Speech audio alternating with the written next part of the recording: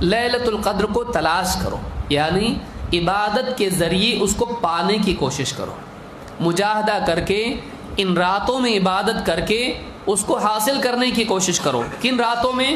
فی الوتر من العشر الاواخر من رمضان، رمضان کے آخری عشرے کی طاق راتوں میں، رمضان کے آخری عشرے کی طاق راتوں میں 21، 23، 25، 27 اور 29۔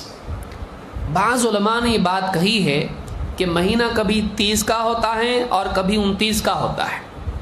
اگر 29 کا ہے تو شروع کی طاق راتیں پکڑی جائیں گی، اور اگر 30 کا ہو تو پیچھے سے طاق راتیں پکڑی جائیں گی، اس لیے کہ بعض روایت میں آیا ہے کہ ایک رات بچ جائے، 2-3 راتیں بچ جائیں، 5 راتیں بچ جائیں، 7، 9 راتیں رہ جائیں تو وہ لیلۃ القدر ہوتی ہے۔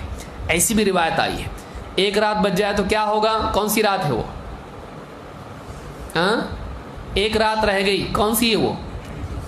30 ہے، آخری رات ایک رات رہ گئی نا۔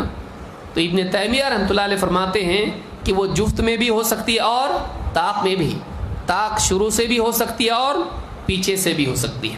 اس لیے سب سے زیادہ عقل مند آدمی وہ ہے کہ جو 10 راتیں پوری عبادت کریں، اس چکر میں نہیں پڑے کہ مجھ کو کون سی لگ رہی ہے۔ ہاں، اگر دل کہتا کہ آج ایسا لگ رہا ہے تو اس میں حضرت عائشہ کی روایت سے فائدہ اٹھا کے آدمی خوب اپنے لیے اللہ تعالیٰ سے معافی مانگے، استغفار کرے۔ تو یہ بات یاد رکھیں کہ آخری عشرہ پورا عبادت کریں۔ آپ بتائیے کیا اللہ کے نبی صلی اللہ علیہ وسلم آخری عشرے میں صرف طاق راتوں میں عبادت کرتے تھے؟ آپ کسی ایک حدیث میں بتاؤ۔ آپ صلی اللہ علیہ وسلم پورے عشرے میں عبادت کرتے تھے، پہلی رات سے لے کر آخری رات تک۔ اسی لیے اعتکاف بھی کس کے لیے ہے؟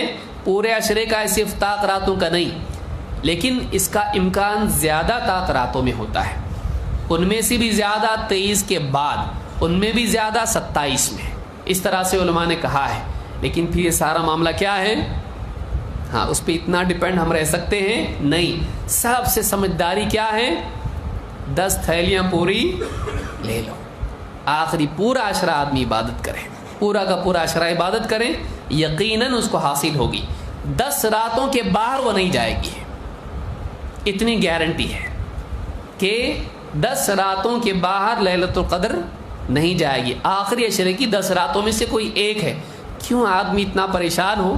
10 راتیں عبادت کر لیں، یہ سب سے اچھی عقل مندی اور سمجھداری ہے۔